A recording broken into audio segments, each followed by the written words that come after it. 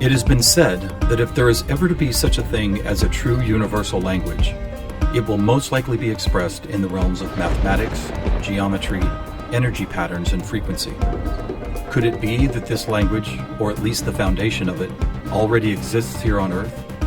Is it possible that over the course of thousands of years, we have been somehow guided in the process of creating this new form of communication? And if so, what type of information will be conveyed through it that could not be expressed any other way?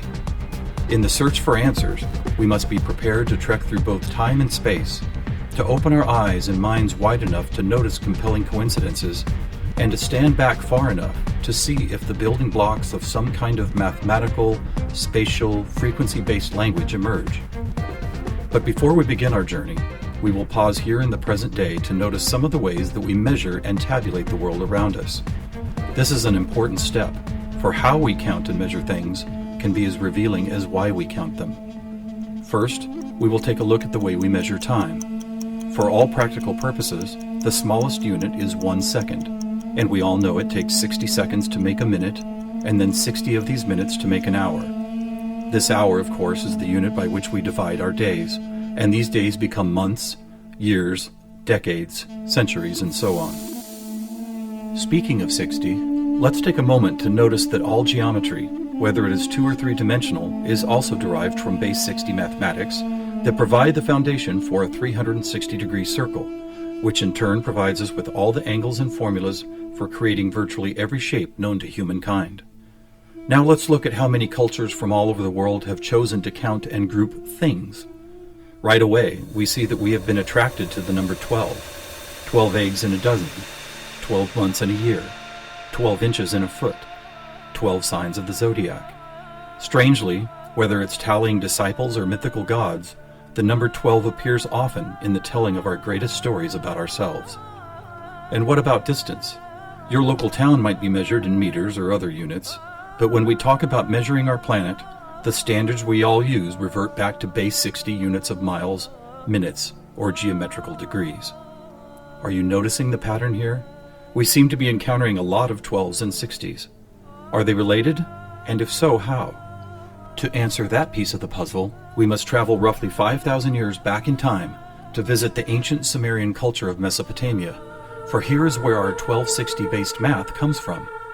This counting system, which was invented by the same people who produced the world's first written language, involved counting the knuckles of the 4 long fingers on one hand and then multiplying them by all 5 digits on the other hand. If you do this, you will get a maximum number of 12 knuckles times 5 fingers, which of course totals 60. How these cosmic jumps in language and mathematics occurred so suddenly is open to debate. But it is interesting to note that the ancient Sumerians themselves wrote about being given this information by sky god visitors they called the Anunnaki. Who and what the Anunnaki were is a hotly contested subject, but one thing that cannot be denied is the fact that over 5,000 years ago, a mathematical system was born that incredibly still serves us today. So now that we have our various units of measurement, all based on the Sumerian 1260 counting system, let's jump forward to a few pivotal moments in history and see what other numbers, patterns, and synchronicities appear. In the 6th century BC, on the Greek island of Samos, the famed mathematician Pythagoras led a school of thought that married philosophy, mathematics, music, and of course geometry. And while Pythagoras did not discover advanced geometry, he did apply it in new ways, especially to music. For instance, he noticed that when a tauten string was plucked, it would create a tone. And when that string was divided in half, it would make the same tone only twice as high in pitch. Pythagoras then came up with numerical ratios based on harmonic fifths, and this led to the creation of the musical scale found at the root of most modern music. It is important to note that according to Pythagoras, all musical notes were found by using mathematics, and as such were given number values according to their placement in a kind of master grid. For instance, by using fifths beginning from note number 1, he was eventually guided to note 27. And to find the same note twice as high in pitch, he simply kept doubling it to 54, 108, 216, 432, and so on up the scale. If you've ever heard of Pythagorean tuning, you know that the number 432 is quite important. To Pythagoras himself, it probably wouldn't have stood out more than any other in his numerical grid. But in our quest to find a universal language based on mathematics and frequency, this particular note represents a significant piece of coincidental evidence. You see, many ancient musical instruments, from Tibetan bowls to Native American flutes, happen to produce the same tone, a tone that vibrates at 432 cycles per second. That's compelling, but even more intriguing is the fact that Pythagoras was not calculating vibration cycles to find tone 432. It just happens to be the same number. What's more, for decades, most modern musical instruments were also tuned to this same fourth octave A, with a value of 432 cycles. How could this be? Who chose this particular note as the keystone for instrument tuning, and more importantly, why? Here is where a deeper mystery begins to emerge, and to explore it we will need to go back to Pythagoras' other passion, geometry. It is not an exaggeration to say that to Pythagoras and his disciples, geometry and math held a key to the nature of all life everywhere, and maybe it does. Let's look at the first four geometric shapes, the circle, triangle, square, and pentagon. In each of them are angles of degrees that, when added together, always total a specific number relative to that particular shape. For instance, if we take a triangle, the sum total of all three interior angles is always 180. For both the square and circle, it is 360. For a pentagon, it is 540. Now at this moment, let's step back and look at these numbers in a different way, as there seems to be something about them that reaches beyond a simple sum of angles. Did you notice that they happen to be in the same numerical neighborhood as tone 432? What's more, they all add up to 9, just like 432. As an experiment, let's take a look at the numbers found in basic geometric shapes, then apply those numbers as vibration cycles to hear the tones they produce. First, let's listen to what the 180 total degrees contained in a triangle sound like.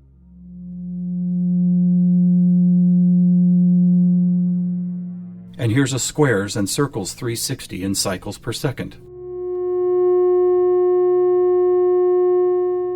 A perfect octave up from the triangle. What about the pentagon at 540? That sounds like a harmonic fifth of the other two. That's interesting. What are these tones? They are F sharp and its perfect harmonic fifth of C sharp. Let's keep going. What does a hexagon 720 sound like? Another F sharp. Here's a seven-sided septagon, which totals 900.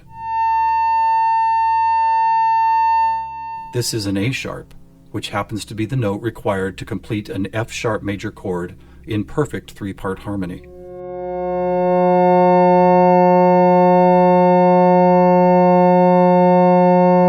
And finally the octagon, where we get 1080, another C sharp. Suddenly, geometry is expressed by tones, and these tones just happen to create the most beautiful form of music, a perfect three-part major chord in the key of F sharp.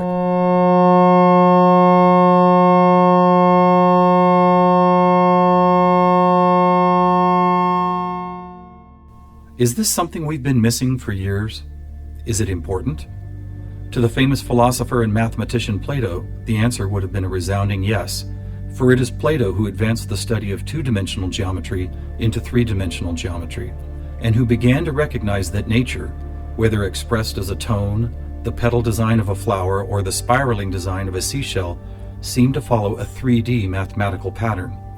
In fact, it became an obsession of Plato to try and find the simplest three-dimensional geometric shapes, and his quest ultimately revealed what we now call the Platonic Solids. In essence, these forms represent the most elemental construction blocks found both in human-made and natural forms. So let's see if and how they fit into our geometry tone grid.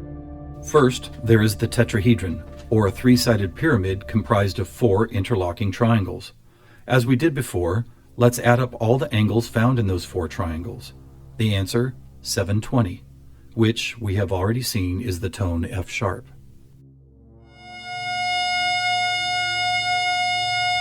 Next we have the cube, whose six 360-degree squares totals 2160. What does it sound like?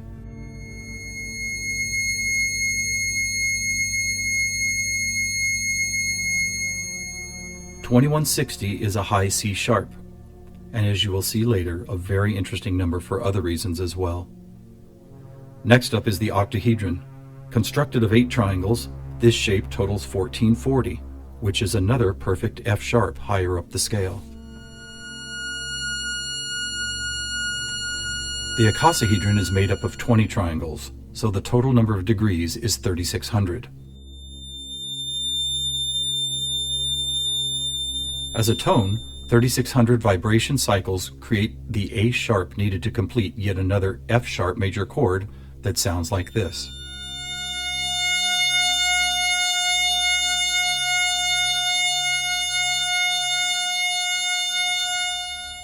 At this point, we have seen how 2- and 3-dimensional geometry can be expressed by the notes found in an F sharp major chord. Could this also be true with what is known as sacred geometry? To find out, we will first need to build a design called the Germ of Life, which, when repeated, goes on to reveal the seed of life, then flower of life pattern found at sacred sites all over the world. First, we start with a circle at 360 degrees, which is the familiar F sharp. We then add our second circle, bringing the total to 720, another F sharp. 3 circles totals 1080, which provides the harmonic fifth of C sharp. 4 circles is 1440, another F sharp. 5 circles totals 1800, or the A sharp needed to once again provide the harmonic third of an F sharp major chord. And finally the 6th circle, which brings the total to 2160, another C sharp. Amazing! It's as if we can now both see and hear the flower of life pattern that has intrigued humankind for thousands of years. So now we have 2-dimensional geometry, 3-dimensional geometry, and even sacred geometry being represented by different variations of an F sharp major chord. How is this not common knowledge? How have we missed this connection? There are actually 3 explanations. 1, for reasons ranging from the mundane to the conspiratorial, musical instruments are no longer tuned to an A vibrating at 432 cycles per second, but rather 440. 2, modern tuning calls for equal temperament, which no longer adheres to Pythagoras' whole number simplicity.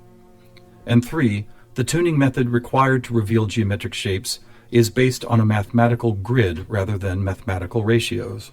This grid, if it had a name, would probably be called something like factor 9, because the number 9 is found not only in the sum of every note on the grid, but also as the number required to move up or down the scale.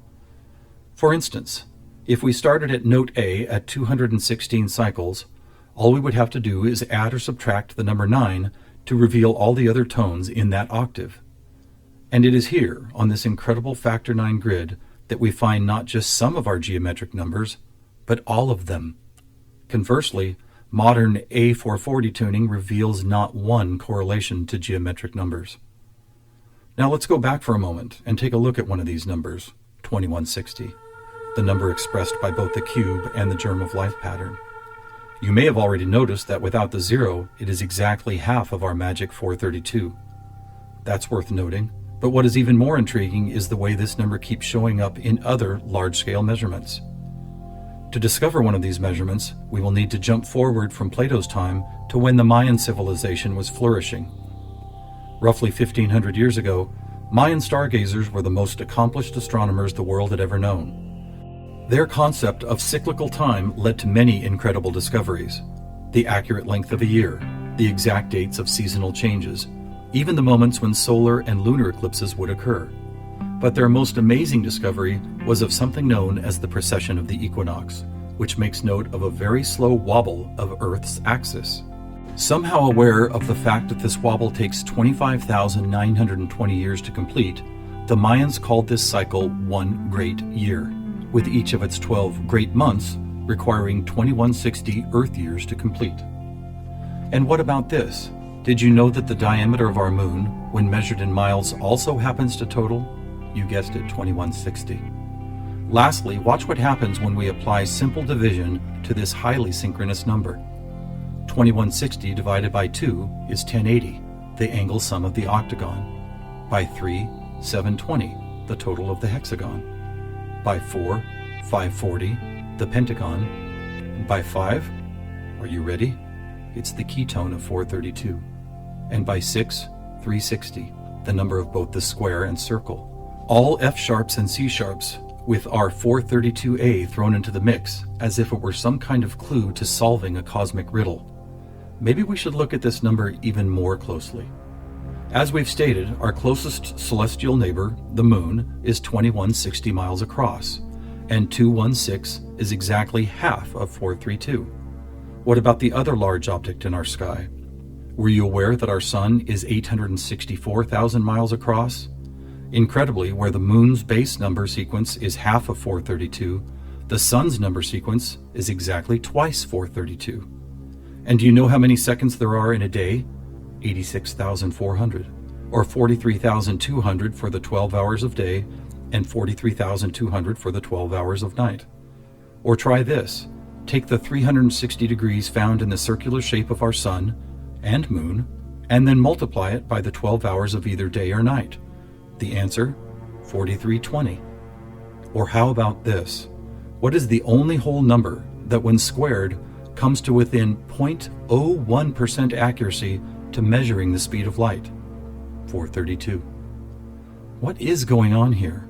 We have all these different things: Earth cycles, time and celestial measurements, geometry, sonic frequency, yet they are all represented by the same numbers over and over again.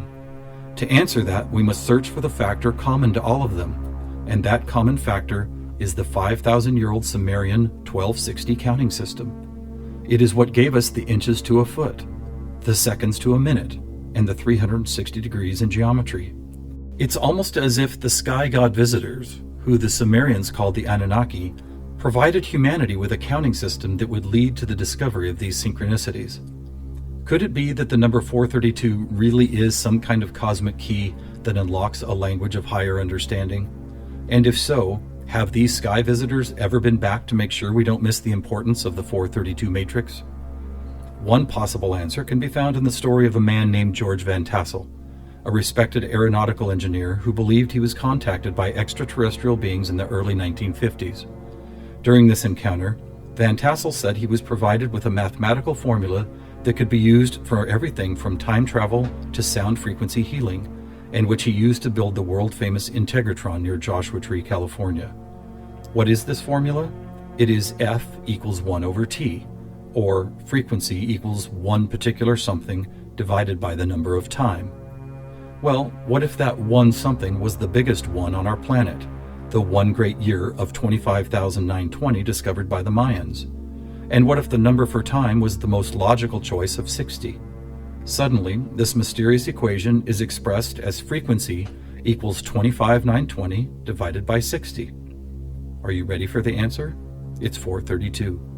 Not only the frequency that instruments all of the world have been tuned to for thousands of years, but also the number that reveals the synchronistic nature of life on this planet.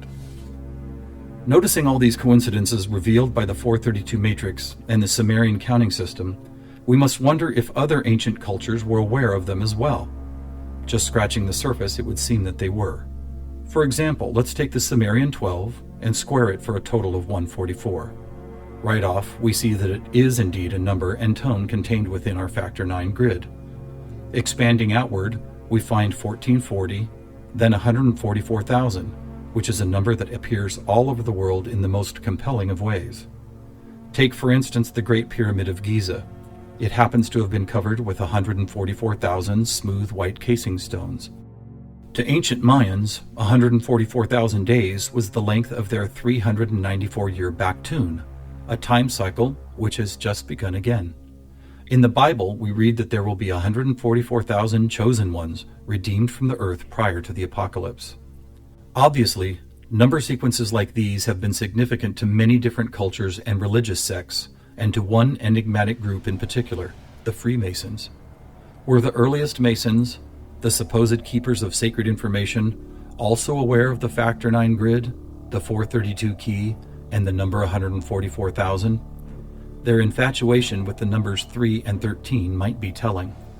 For instance, if you divide 144,000 by 432, the answer is 333.3 into infinity. Or take a look at the back of a dollar bill. That famous unfinished pyramid could be revealing some interesting clues. For instance, there are 13 steps climbing the pyramid, and 13 times 33.3 is 432.9. Even the shape of the flat-topped pyramid appears to be made as if someone had drawn 4 dots in a line, then 3 above it, then 2 above that, and then connected those dots to reveal this iconic shape. And of course, let's not forget that the square root of our all-important factor 9 grid is 3 threes. Who else knew about 432? The answer is surprising. In India, large cycles of time are called Kali Yugas, and each one is 432,000 years long. In fact, the number 432 appears so often in sacred structures and myths, from Stonehenge to the pyramids, that author Joseph Campbell could not help but see it as the most important mythological number in history. So what do we have here? What is it that's trying to be expressed by all of these coincidences? One answer is that over the course of history, we have been somehow guided toward both the subconscious creation and eventual conscious recognition of a grand pattern based on frequency, mathematics, time, space, and geometry. Quite possibly, these synchronistic numbers, shapes, and tones represent the building blocks of a language that we do not yet fully understand, but could turn out to be the most important language we will ever learn. How will we use it? Who will we be conversing with? Time will tell. Thousands of years ago, from locations all over the globe, various prophets, shamans, and seers described an era when humanity would make some kind of cosmic leap into a next level of consciousness. Here, at the dawning of the age of Aquarius and the start of a new Mayan Baktun cycle, maybe it's happening.